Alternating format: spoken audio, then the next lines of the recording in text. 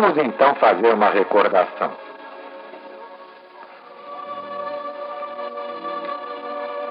Aqueles que entram no silêncio sentem a sua paz e recebem a sua força.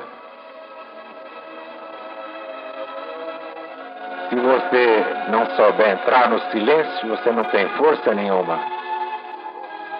As pessoas mais fortes são as mais caladas, não são as que gritam, não. As que gritam são as que menos força têm. Então procuram até sugestionar a si mesmas com os berros. Pensam que tem força quem grita, quem berra, quem gesticula, quem dá soco na mesa. Nada disso é força. Deus manda no universo e ninguém ouve um ruído de Deus. Deus nunca contou lorota, Deus nunca contou vantagem, que é o tal que manda, que faz, que acontece. Mas o poder dele a gente vê nas obras do universo. Assim Jesus também disse que nós conhecemos as pessoas pelo que fazem. Conheceis a árvore pelos frutos. Se os frutos são bons, a árvore é boa. Se os frutos são maus, a árvore é má.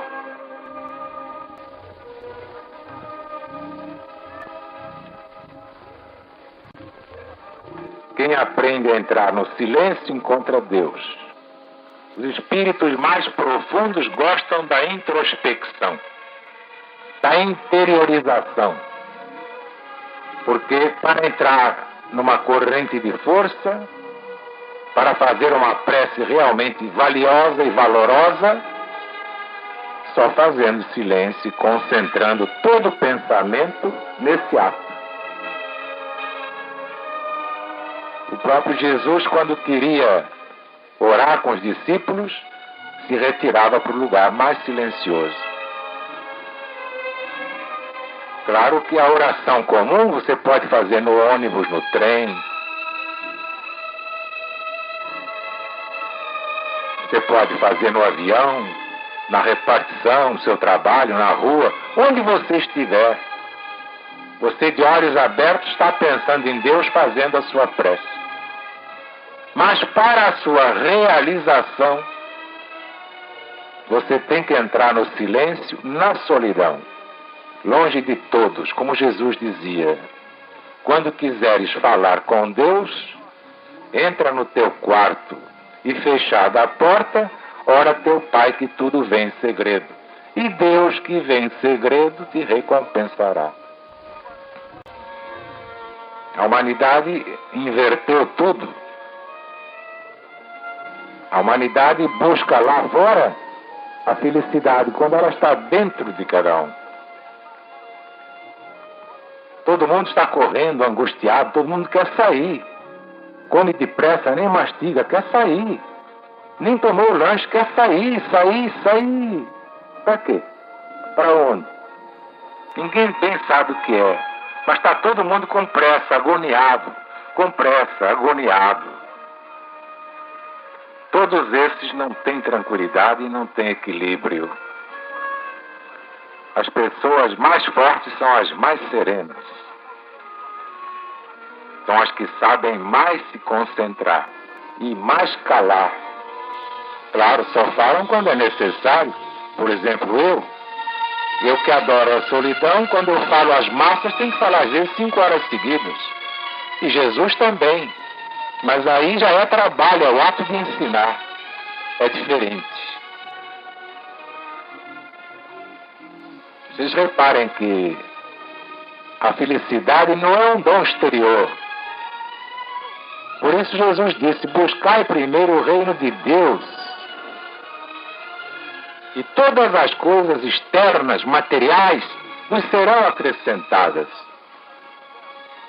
Olhai os lírios dos campos. Essa é a lição para nós. A pessoa feliz sente Deus dentro de si mesma. Encontra Deus no seu coração. Não bota a sua felicidade nas exterioridades do mundo.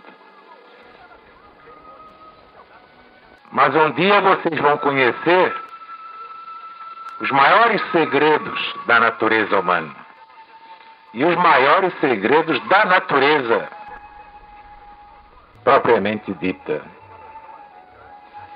Mas ninguém vai lá sem esforço, sem meditação, sem trabalho, sem estudo, sem uma longa paciência. Quando o discípulo está pronto, o mestre aparece.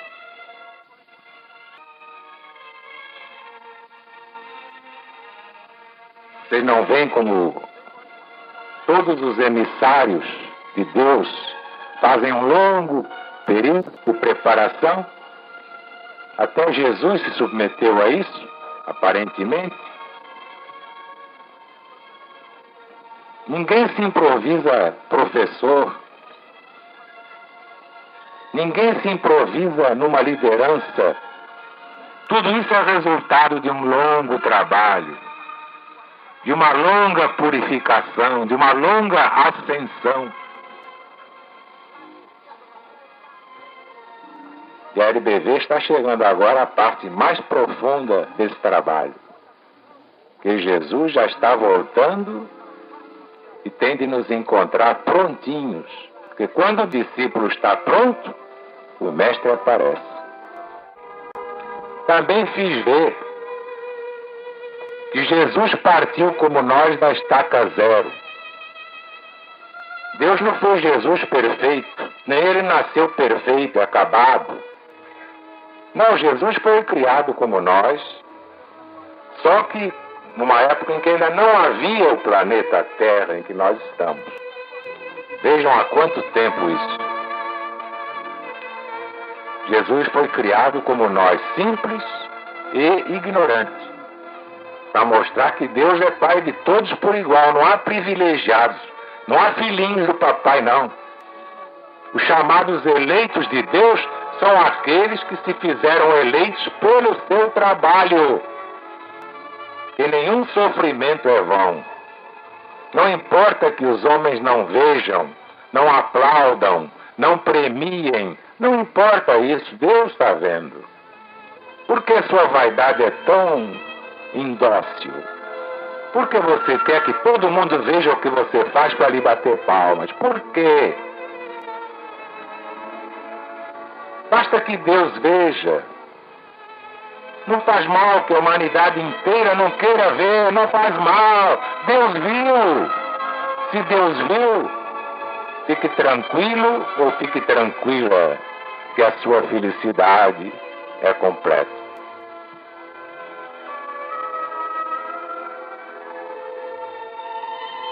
Mas Jesus progrediu quase que em linha reta para Deus. Foi um progresso lento, mas sólido, perfeito. Jesus não teve bifurcações, atalhos, desvios.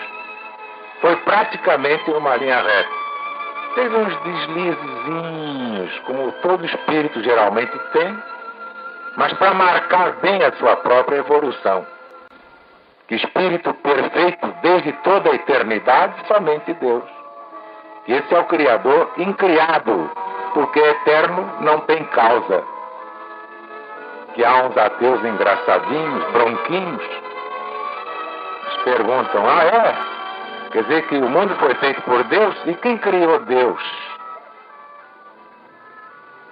Se ele tivesse estudado ao menos psicologia e lógica, ou filosofia elementar, ele saberia que o eterno não tem causa, não tem princípio nem tem fim. E somente Deus é eterno, somente Deus é o incriado, não teve princípio, não terá fim. Então Jesus diz: eu sou o caminho, a verdade e a vida. Ninguém vai ao Pai senão por mim. Isto é, temos que seguir o caminho do próprio Jesus. Estaremos seguindo? Vocês estarão fazendo o que Jesus fez? Vocês têm que encontrar aquelas mesmas incompreensões da família, Às vezes a família vai dizer, tá maluco, ou então tá maluca. Basta a gente amar a Deus para sofrer esse juízo do mundo.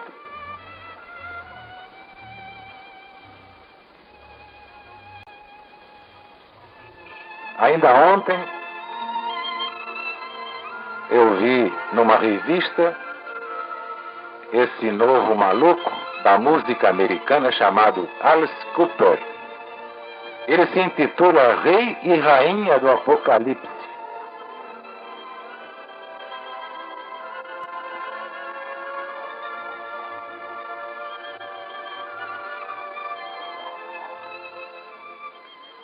Na plateia, milhares de jovens maquilados com expressões macabras, vestidos com longas capas e cartolas pretas na cabeça. Gritam histericamente. No palco, o novo superstar da América, Alice Cooper, está sendo executado numa guilhotina e sua cabeça satânica vai cair dentro de uma cesta. Com esta cena está encerrado mais um show de rock, terror e sadismo. É a nova onda que jovens americanos e ingleses estão curtindo desde que John Lennon dissolveu os Beatles. O mundo encantado e colorido dos hippies e dos bichos maravilhosos cedeu lugar às grandes festas de horror, onde os jovens vão fantasiados de cadáveres e vampiros. É isso que está na moda agora. Não é mais hippie, não. Agora é vampiro e cadáver. Até umas lojas vendendo aqueles dentes de vampiros por 2 cruzeiros. E muita gente desocupada está comprando aquilo. Quem intimamente sente atração gostaria de ser vampiro. Até que um dia também seja vampirizado. É a lei. Apesar de viver em Sindilong, ele se considera bissexual. Um ser ao mesmo tempo homem e mulher. Representa essa imagem posando para uma foto em que a metade esquerda do seu corpo é feminina. O cabelo liso, penteado para trás, batom, rouge, sombra clara no olho, o braço apoiado na cintura, as unhas longas esmaltadas de vermelho e anéis nos dedos. Na outra metade de seu corpo, tudo é masculino. Os cabelos longos, desgrenhados, uma sombra escura no olho, um band-aid atravessando a face, barba e bigode por fazer, cheio de piolho, e o braço direito estendido para baixo com o punho cerrado. Então, diz ele com orgulho, eu sou o Frankenstein do século XX. Metade homem, metade mulher. Cadáver e vampiro. Minha mãe eletrônica é o vídeo da televisão. Aí sim, aí ele acertou. Que a melhor escola de prostituição e corrupção e loucura é a televisão brasileira, entregue a uma dúzia de débeis mentais que nem sabem o poder que ela tem. Só querem ganhar dinheiro. Então o que acontece? A maioria da população não está aparelhada para ver televisão. Não tem autocrítica. Nem sabe exercer a crítica. Não sabe selecionar programas. A maioria é essa debilidade mental anestesiada, hipnotizada pela televisão. Então o resultado, enquanto aquele negócio funcionar, a pobre criatura ignorante, mulher, velho, criança, seja quem for, está de olho grudado ali. Quase não vai lá dentro, não dá tempo. Só no meio do intervalo, no comercial, vai, faz xixi e volta. Aí fica vendo o que vem embaixo, como é que vai acabar aquele negócio e mais outro. Aos escravos da televisão, e todo escravo da televisão chama-se débil mental. Não tem gabarito para nada. São mentalidades anuladas por uma máquina de fazer loucura. chamada televisão. A maioria não. Sabe o que deve escolher, o que deve marcar um certo horário, um noticiário, um programa científico. O resto é loucura. O resto é prostituição. O resto é obsessão. Então aqui o rapazinho tem toda a razão. Vejam bem como ele define a televisão. Minha mãe eletrônica é o vídeo da televisão. Para dar esse produto, só a televisão mesmo. Porque a mentalidade dos donos da televisão é igualzinha desse louquinho aqui. Metade homem, metade mulher. Vampiro e cadáver. E assim o rádio, a imprensa. Eu sou obrigado a acompanhar tudo isso por causa de vocês. Eu tenho que estar por dentro de tudo. Eu não posso ignorar nada. Essa revista é de ontem. Eu tenho que saber o que se passa no mundo. Mas o mundo é essa vergonha que vocês veem. Quais são as mulheres que saem nas revistas? As mais sem vergonha. Quanto mais prostituta, mais publicável.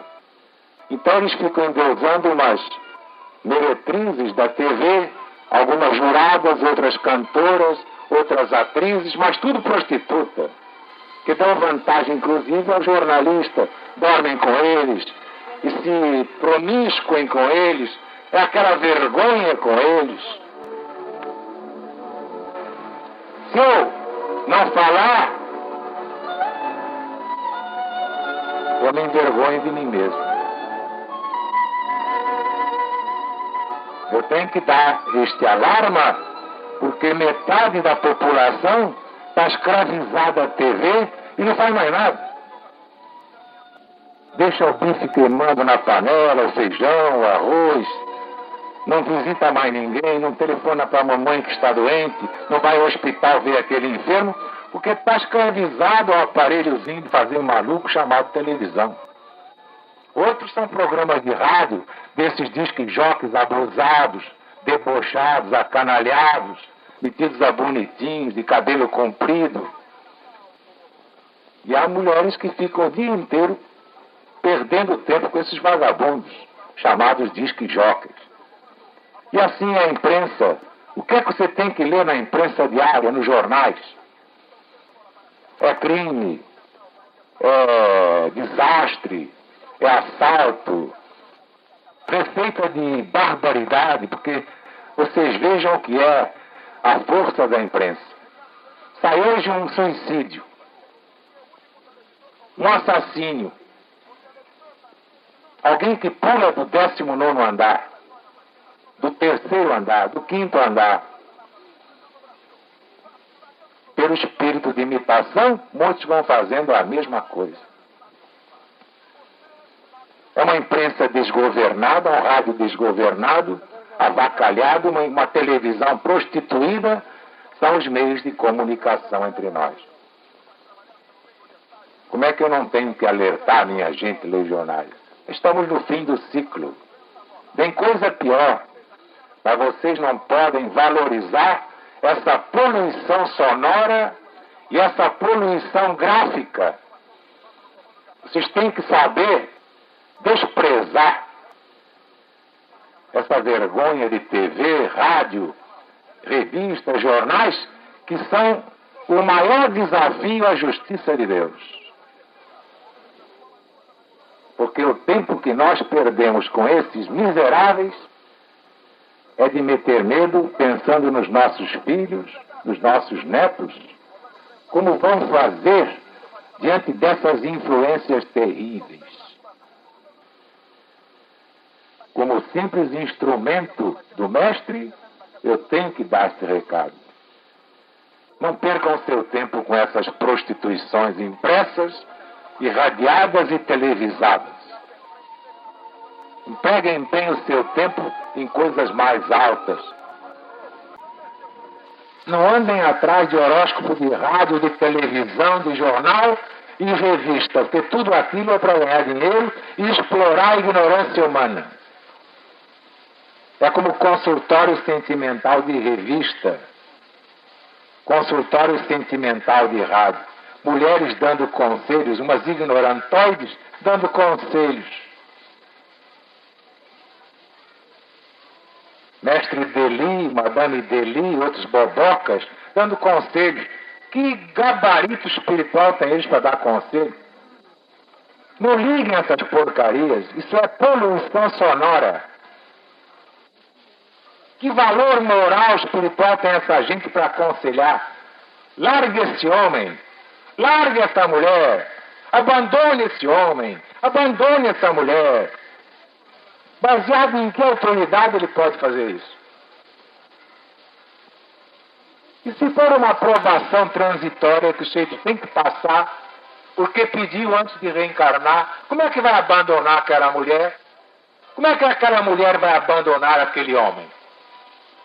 Se ela tem débito e ele é o meio de pagar. Se ele tem dívida e ela é o meio de resgatar, como vai abandonar? Mas há mulheres que ficam esperando as respostas desses vigaristas do rádio e botam logo aquela impostação. Meu amigo, você ainda está perdendo tempo com essa mulher. Largue essa mulher.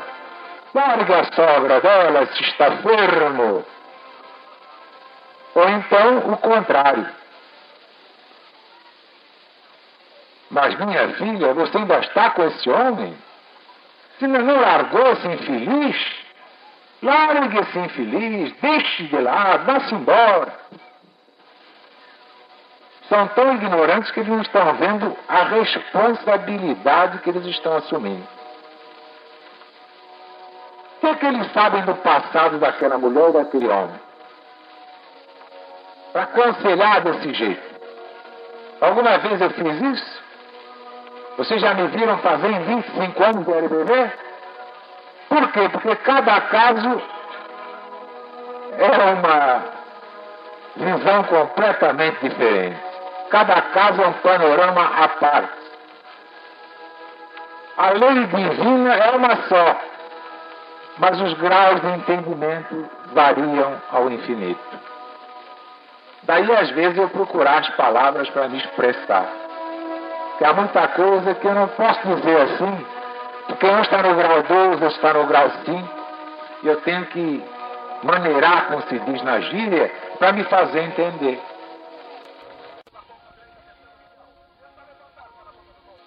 Como podia Jesus, pronunciando 2 ou 3 palavras, curar um doente? Limpar um leproso, um canceroso, um tuberculoso, um sifilítico. Como podia Jesus transformar a matéria ao simples toque de sua mão? Como podia Jesus aplacar uma tempestade, ordenar ao mar que se acalmasse? E como podia Jesus subir ao céu como subiu diante de 500 na Galileia? E ele disse, tudo o que eu faço vós fareis, e mais ainda. Porque eu já estou indo para o Pai, vós ficareis, até que eu volte. Você não gostaria de ter esse poder? Chegar perto de um leproso, colocar a mão sobre ele e dizer, quero? Fica limpo, e a lepra secar e cair como escama pelo chão?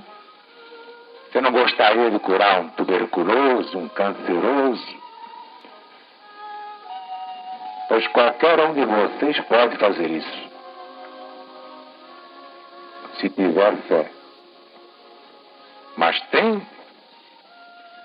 Então vamos ver se você está disposto a conseguir tudo isso. Vamos estudar. Se não vos fizerdes como crianças, em verdade eu vos digo, não entrareis no reino dos céus. A criança chega, mamãe, estou com fome, me dá feijão aí.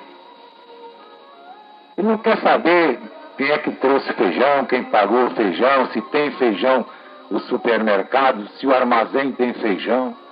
Ele chegou lá e disse, mamãe, estou com fome, me dá feijão aí.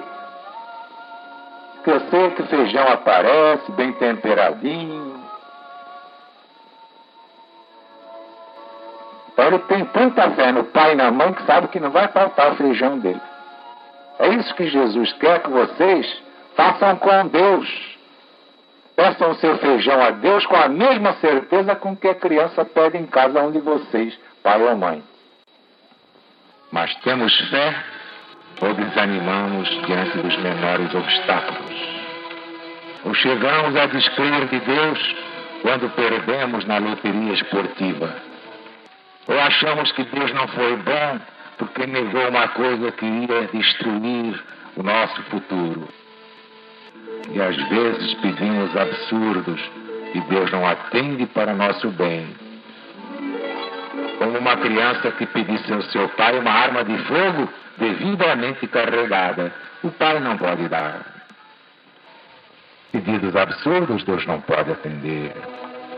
Só aqueles que estão dentro da lei divina. Porque fora da lei divina não há salvação. No momento que vocês compreenderem esses mistérios, vocês não precisarão de mais nada. Dinheiro, terreno, nada faltará.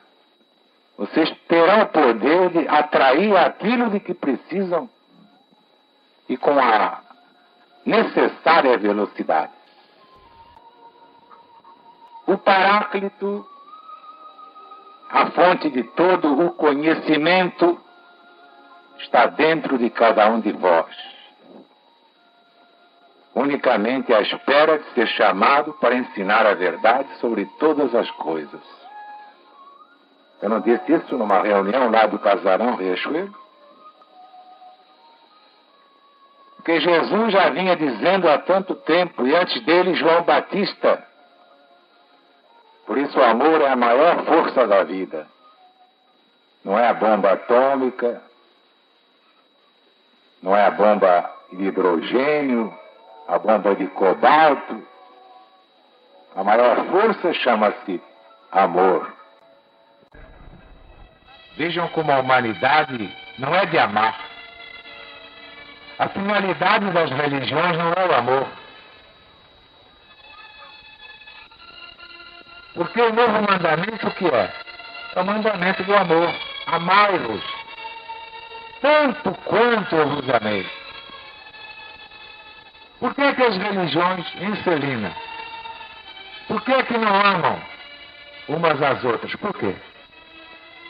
Por que preferem guerrear-se umas às outras? Por quê? Porque não são do amor, não é, dona Heloísa? Que se é Jesus que ordena amai-vos, então nós temos que amar. E nós temos de amar como Jesus nos amou. Conhecereis a verdade, e a verdade vos libertará. Quem fala assim é Jesus, o Cristo. Mas eu fiz observar a doutrina intelectual, científica, filosófica, literária, pode ser comprada ou vendida em qualquer livraria, em qualquer mercado, em qualquer bazar.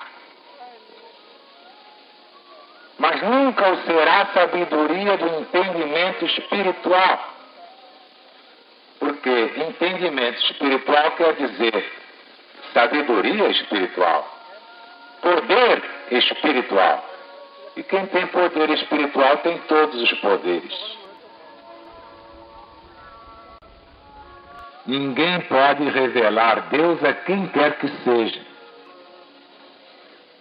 O próprio Deus se revela a cada um que o busca no silêncio, dentro de si mesmo.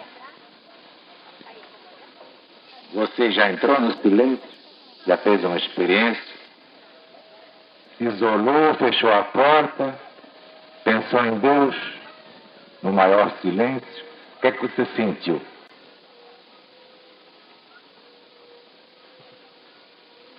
Quando você souber entrar no silêncio, você curará qualquer doença, vencerá qualquer angústia, qualquer desespero,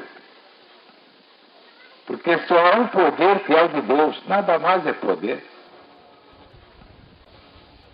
E é o que vamos ver no capítulo da fé.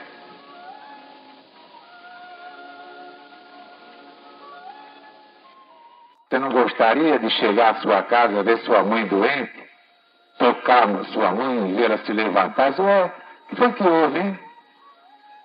Como Jesus fez com a sogra de Pedro.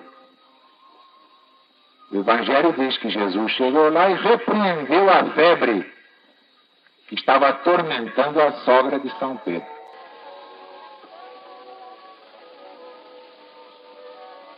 Gritou com a febre saiu, deixou a mulher em paz.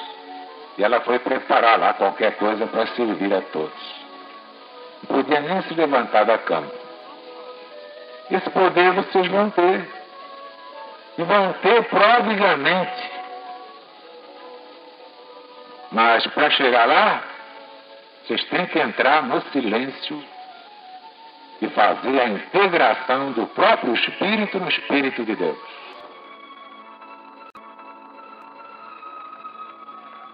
Porque para Deus não há moléstias incuráveis, não, só há paciência.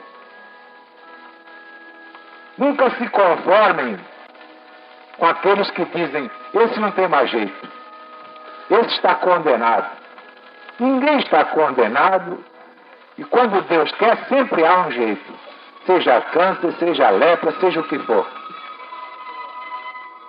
Eu já curei leprosos, já curei cancerosos. Se eu curei, por que vocês não podem curar? Por que vocês não podem curar? Por quê?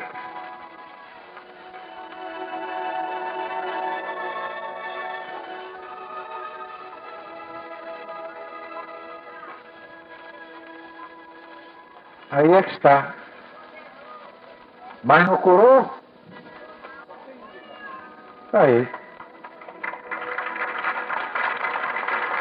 Não há doença incurável, não.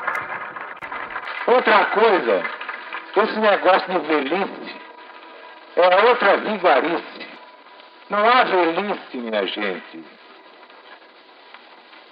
Olhem, eu vou dar depois, na doutrina do céu, a lei dos ciclos. Você não vê que tem, olha, primavera, verão, outono, inverno. Não são 4? Os evangelhos não são 4? As revelações não são 4? Os ciclos da vida, de idade, são 4.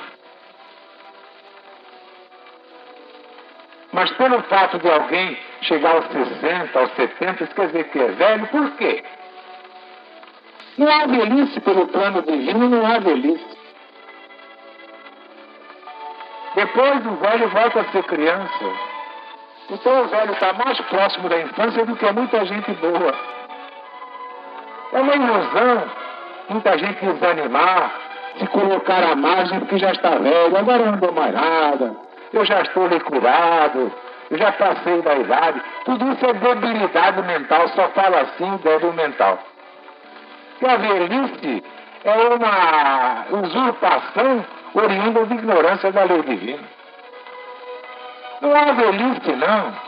Pelo contrário, a velhice, chamada velhice, está mais próxima da infância do que a idade dos moços, dos homens. É só raciocinar, como os egípcios ensinaram há 3.000 anos antes de Cristo. O velho volta. A criança é o velho que voltou. Assim eles já ensinavam a reencarnação há 3.000 anos antes da primeira vinda de Jesus a este mundo. Porque a reencarnação não é propriedade do Espiritismo. O Espiritismo é dono de nada. Ele se apropriou de uma lei da natureza. Muita gente fica com ciúme, pensa que o Espírito é que é dono da reencarnação. O Espírito é o aproveitador que se aproveitou da lei. Ela é anterior à humanidade terrestre. A reencarnação é de Deus, é do universo, é da natureza. Ela existe em todos os mundos que rolam no infinito. Não é propriedade de nenhuma religião, ou filosofia, ou ciência da Terra. Outra coisa, tudo que o homem é capaz de imaginar, também é capaz de fazer. Sabem por quê? É um segredinho. O homem não inventa nada, descobre. Não inventou. Inventou de quê? Tudo que o homem inventa já existe em alguma parte do universo. Santos Dumont inventou uma maneira de voar que já existia num ponto mais evoluído do universo. Então ele veio à Terra como missionário para esse fim. E assim tudo mais. Tudo que os homens criam, não criam, descobrem. Tudo que eles inventam, não inventam, descobrem. Porque já está tudo criado no universo. Então não há inventores, há descobridores.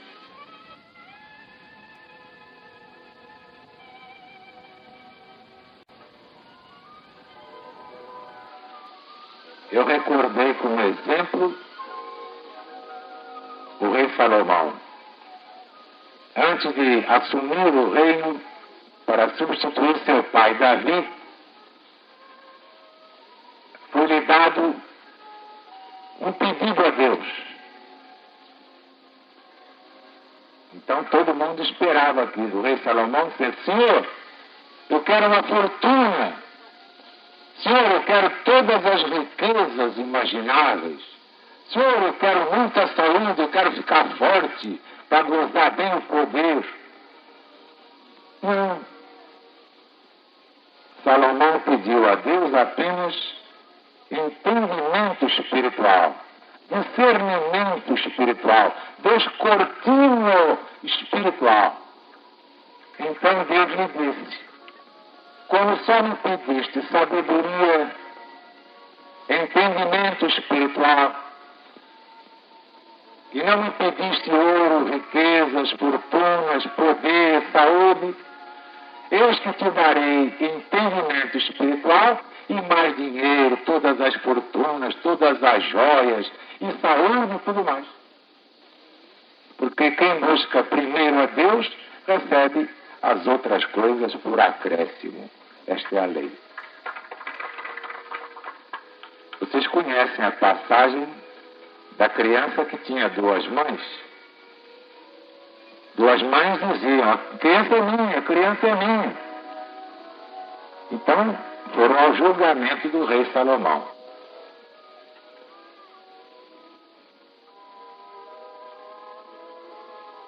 Salomão sabia que mãe é uma só. Pai podem ser muitos, mãe é uma só. Por isso é que o filho respeita mais a mãe. Porque o pai é sempre mais vagabundo, mais safado. A mulher, já por natureza, é superior. Quando é mãe de verdade. Também quando não presta para nada.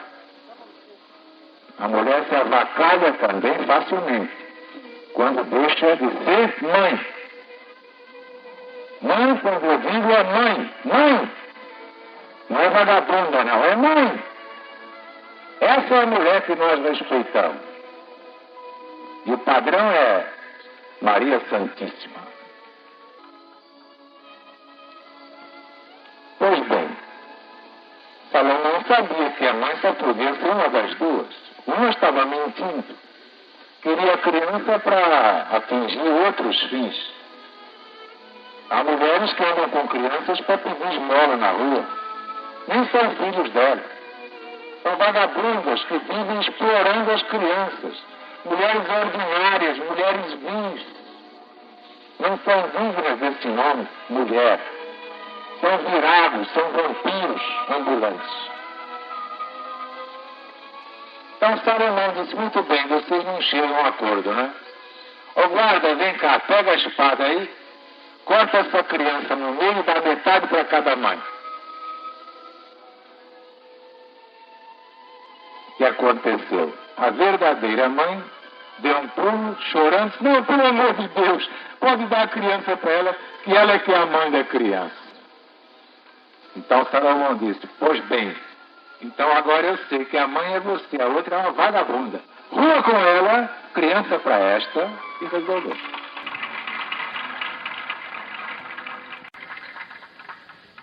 Agora vamos à segunda reunião do céu, que foi a do dia 30. O silêncio e a fé. Vimos que só os que entraram no silêncio possuem a fé verdadeira ensinada por Jesus. Quem não sabe entrar no silêncio não tem fé nenhuma. Porque muita gente falava em fé, dizia ter fé, mas nem sabia o que era fé, e ainda hoje pouca gente sabe o que é realmente fé. A fé é o próprio Deus. Quando uma pessoa tem muita fé, nós costumamos dizer, vejam a quantidade de Deus que há nessa pessoa. Então vamos entender por quê. Disse Jesus, para aquele que crê, não há impossíveis, porque tudo é possível àquele que crê.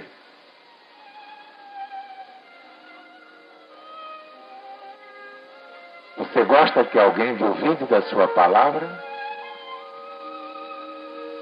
Você diz, dia 20 eu farei determinada coisa e alguém ri. Você gosta? Você gosta que alguém diga que você não tem palavra? Se você, só porque tem caráter, não gosta de dúvidas, e o que é que vamos dizer de Deus? Deus pode gostar dos filhos que não acreditam nele?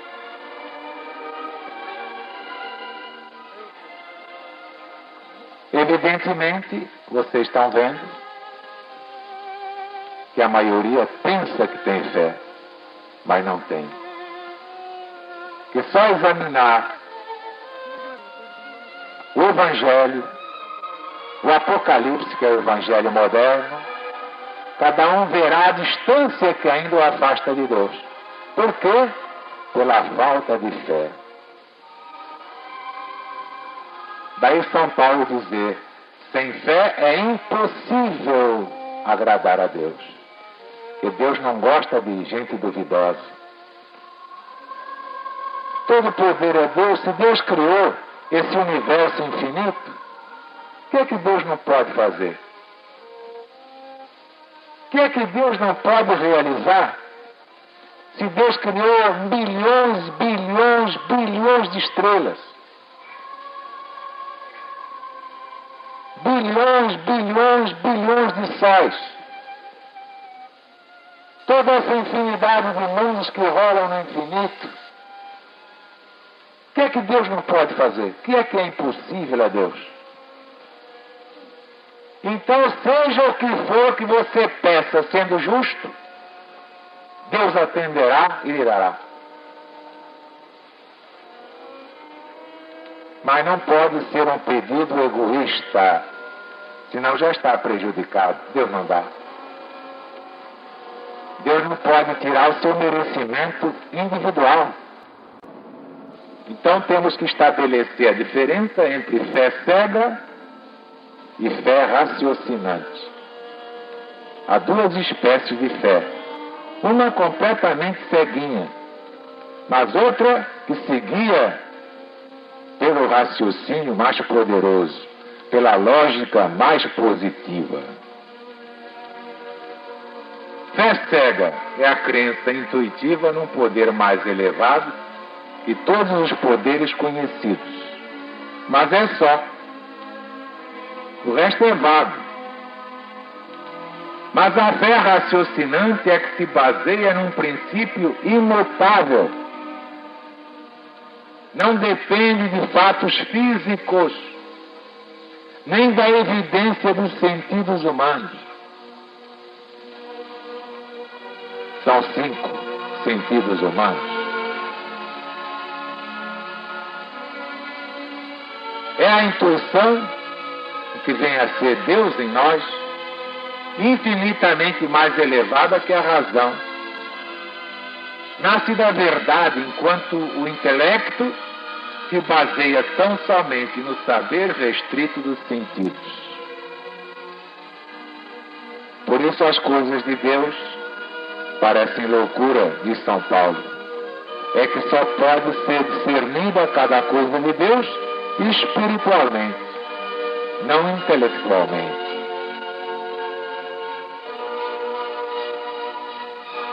Vamos ver um exemplo de fé raciocinante. Pode ser demonstrada por leis da geometria. Damos um exemplo. A soma dos ângulos de qualquer triângulo é igual a 2 ângulos retos. Ora, antes que você veja o triângulo traçado no quadro negro, você já sabe que a soma dos ângulos de um triângulo é sempre igual a 2 ângulos retos. Não há escapatória. É a certeza de uma lei geométrica. Isto é fé raciocinante. Você não precisa ver o triângulo para crer. A essa fé Jesus se referia quando dizia: bem-aventurados os que não viram e creram. Os que não viram e creram. Os que não veem e creem. E já sabem como é, não pode falhar. Na tabuada, voltando então ao reino infantil, 1 mais 1 igual a 2. 2 mais 2 igual a 4. Qualquer criança sabe isso. Ela não precisa ir ao quadro, ela não precisa pegar 2 laranjas e mais 2 laranjas para somar, para dizer que são 2 e 2, 4. 1 e 1, 2. Já sabe que é a mais pura verdade na matemática. Saber isto, amigos, é ter uma certeza absoluta. E esta certeza absoluta é comparado à verdadeira fé. Que já raciocinou e sabe que assim não pode ser de outra forma. Eis a diferença de fé cega e fé que raciocina, ou a fé raciocinante. Por isso é erro dizer fé raciocinada, na voz passiva, não. Pois se a fé é o próprio Deus em nós, Deus é raciocinado? Não, Deus raciocina em nós. Deus raciocina em cada um dos seus filhos.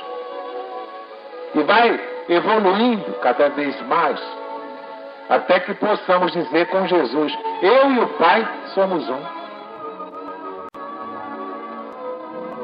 Ora, quando Jesus dizia: pedi e recebereis,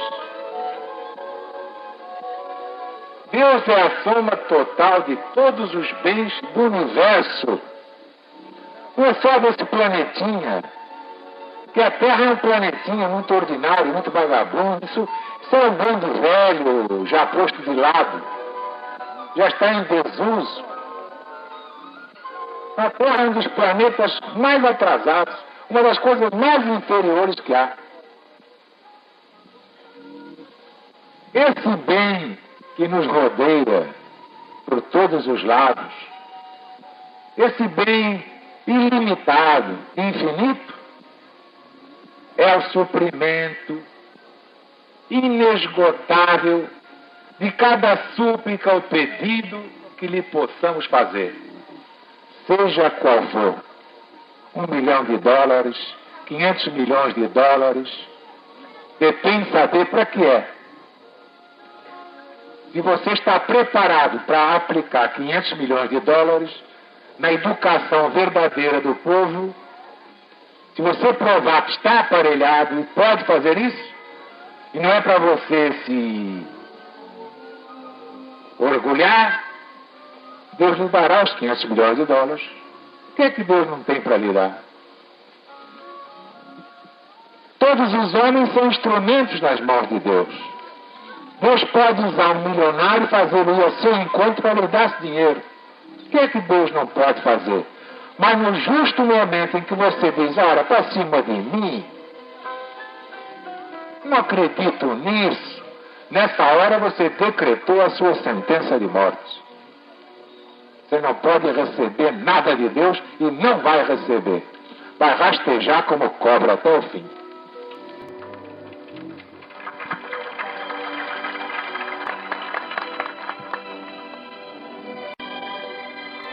Graças te dou, meu Pai, porque revelaste estas coisas aos simples, aos simplórios, e as ocultaste dos sábios ou entendidos do mundo. Exatamente isso. Geralmente, quanto mais letrada a pessoa, mais pedante, mais se tem alta conta e aí se perde. Por isso, Deus prefere os humildes, que não se ilustraram muito, mas têm aquela intuição que lhes dá toda a certeza das coisas eternas que os homens do mundo, considerados sábios, não têm. Os que seguiam Jesus eram pessoas iguaizinhas a vocês. Na massa que seguia Jesus, não havia aqueles pedantes metidos a intelectuais, filósofos, economistas. Não havia. A plateia de Jesus era exatamente essa plateia. Sabem por quê?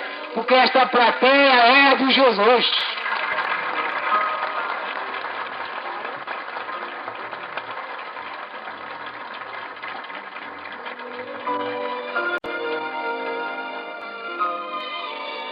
Ainda São Paulo.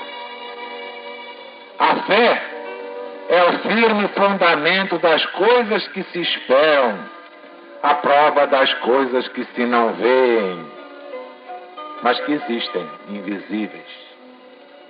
Por quê? A fé une a substância das coisas separadas e põe em evidência ou em total visibilidade as coisas que não podem ser vistas.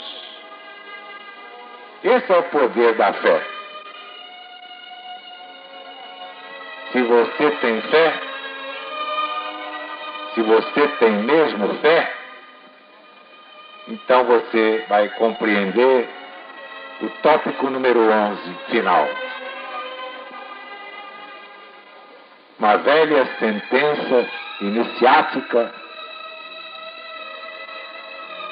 que diz assim: a coisa que desejais não somente já é vossa, no invisível, como já partiu do coração de Deus para vós. E é que pode tornar esta coisa invisível completamente visível? A fé. Se você não tiver no grau necessário, ela continuará invisível, dando voltas sobre a sua cabeça, dizendo: anda logo, seu bestalhão. Mostra a tua fé, mulher, mostra a tua fé. Estou doido para ir para as suas mãos. Deus quer dar isto a você. Mostra um pouco mais de fé. Mas a pessoa fica feito um peão, não ata, não desata. Diz que tem fé, mas não tem fé. Que a lei é essa. Isso é uma lei. Assim como na física, a toda ação corresponde uma reação igual em sentido contrário. Isto é uma lei espiritual. A coisa que desejais não somente já é vossa, do contrário, você não teria o desejo de querer aquilo. É que você instintivamente já sabe que aquilo é seu, mas não tem ainda a força necessária para puxar do invisível para o visível. Só o fato de você querer aquela coisa já prova que ela é sua. Instintivamente você se recorda de que você tem aquilo, mas não sabe onde. Está à sua espera, à espera da sua fé. Isso é tão importante que quem compreender passa a ter um poder extraterreno. Na terra de cego, quem tem um olho é rei. Quem conhecer esses segredinhos não vai precisar de mais nada, nem pedir emprestado ao seu Manuel, nem pedir dinheiro emprestado à dona Emerenciana, nem pedir 1 quilo de açúcar à dona Ernestina, nem comprar fiado no depósito do seu Benevício. Porque tudo o que quiser trará para o visível, que já lhe pertence por direito divino. Ora, se uma nação arma os seus guerreiros, como é que Jesus poderia desarmar os seus soldados? Quando o Brasil entra em guerra com outra nação, não manda os melhores navios, as melhores tropas, hein? As melhores provisões, os melhores fuzis, as melhores bombinhas.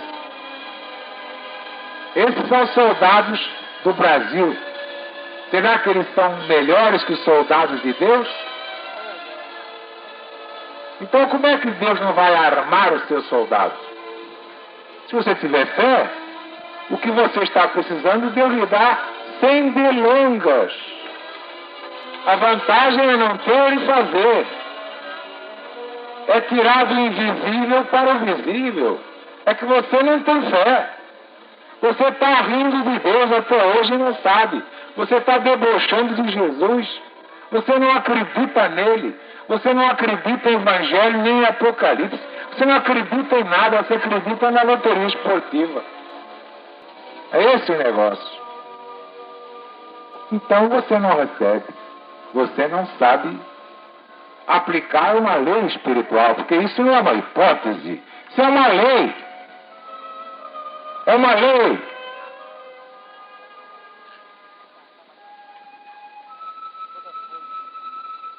A toda ação corresponde uma reação igual em sentido contrário. Isso é uma lei.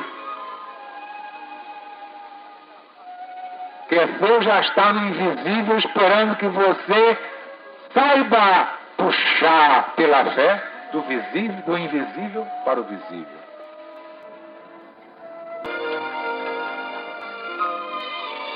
Ainda São Paulo. A fé é o firme fundamento das coisas que se esperam, a prova das coisas que se não veem, mas que existem, invisíveis. Por quê? A fé une a substância das coisas separadas e põe em evidência ou em total visibilidade as coisas que não podem ser vistas. Esse é o poder da fé. Se você tem fé, se você tem mesmo fé, então você vai compreender o tópico número 11, final. Uma velha sentença iniciática que diz assim: a coisa que desejais não somente já é vossa, no invisível, como já partiu do coração de Deus para vós. E é que pode tornar esta coisa invisível completamente visível? A fé. Se você não tiver no grau necessário, ela continuará invisível, dando voltas sobre a sua cabeça, dizendo: anda logo, seu bestalhão. Mostra a tua fé, mulher, mostra a tua fé. Estou doido para ir para as suas mãos. Deus quer dar isto a você. Mostre um pouco mais de fé. Quando a pessoa fica feito um peão, não ata, não desata, diz que tem fé, mas não tem fé. E a lei é essa. Isso é uma lei. Assim como na física, a toda ação corresponde uma reação igual em sentido contrário. Isto é uma lei espiritual. A coisa que desejais não somente já é vossa, do contrário, você não teria o desejo de querer aquilo. É que você instintivamente já sabe que aquilo é seu. Mas não tem ainda a força necessária para puxar do invisível para o visível. Só o fato de você querer aquela coisa já prova que ela é sua. Instintivamente você se recorda de que você tem aquilo, mas não sabe onde. Está à sua espera, à espera da sua fé. Isso é tão importante que quem compreender passa a ter um poder extraterreno. Na terra de cego, quem tem um olho é rei. Quem conhecer esses segredinhos não vai precisar de mais nada, nem pedir emprestado ao seu Manuel, nem pedir dinheiro emprestado à dona Emerenciana, nem pedir 1 quilo de açúcar à dona Ernestina, nem comprar fiado no depósito do seu Benevício. Porque tudo o que quiser trará para o visível, que já lhe pertence por direito divino. Ora, se uma nação arma os seus guerreiros, como é que Jesus poderia desarmar os seus soldados? Quando o Brasil entra em guerra com outra nação, não manda os melhores navios, as melhores tropas, hein? As melhores provisões, os melhores fuzis, as melhores bombinhas. Esses são os soldados do Brasil. Será que eles são melhores que os soldados de Deus? Então como é que Deus não vai armar os seus soldados? Se você tiver fé, o que você está precisando, Deus lhe dá sem delongas. A vantagem é não ter e fazer. É tirar do invisível para o visível. É que você não tem fé. Você está rindo de Deus até hoje e não sabe. Você está debochando de Jesus. Você não acredita nele. Você não acredita em Evangelho nem em Apocalipse. Você não acredita em nada. Você acredita na loteria esportiva. É esse o negócio. Então você não recebe. Você não sabe aplicar uma lei espiritual. Porque isso não é uma hipótese. Isso é uma lei. É uma lei.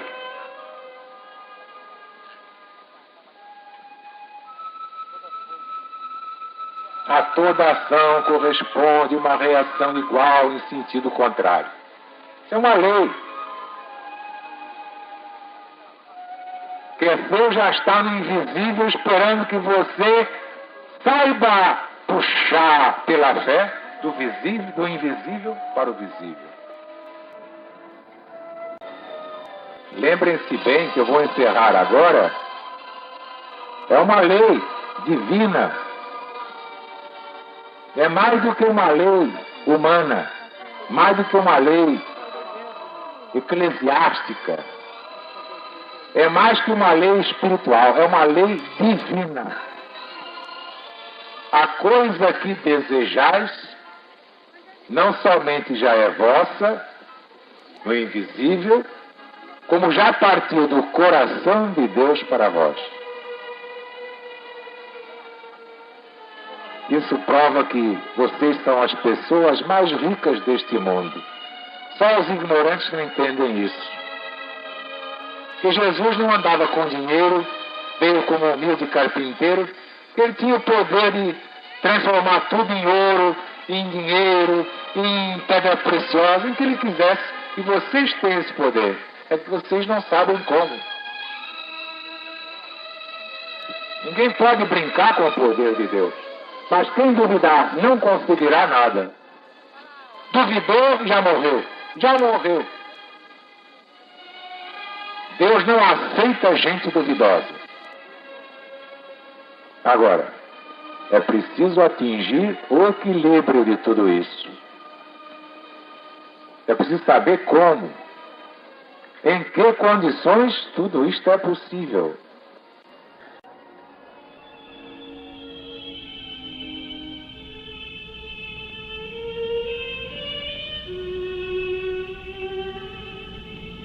Muito obrigado a todos vocês pela atenção que me dedicaram e retribuo levando aos seus corações as bem-aventuranças imortais do Sermão da Montanha de Jesus.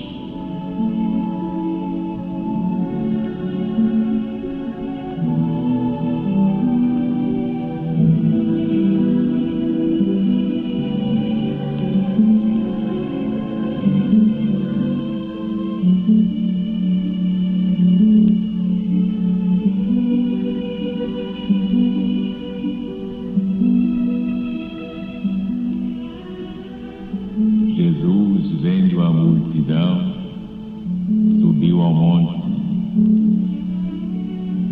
e ensinava aos seus discípulos, dizendo: Bem-aventurados os humildes, porque deles é o reino do céu. Bem-aventurados os que choram, porque serão consolados pelo próprio Deus. Bem-aventurados os pacientes, porque eles herdarão a terra.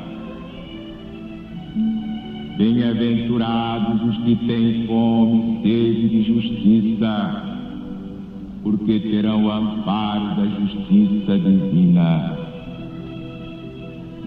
Bem-aventurados os misericordiosos, porque eles alcançarão misericórdia. Bem-aventurados os limpos de coração, porque eles verão Deus face a face.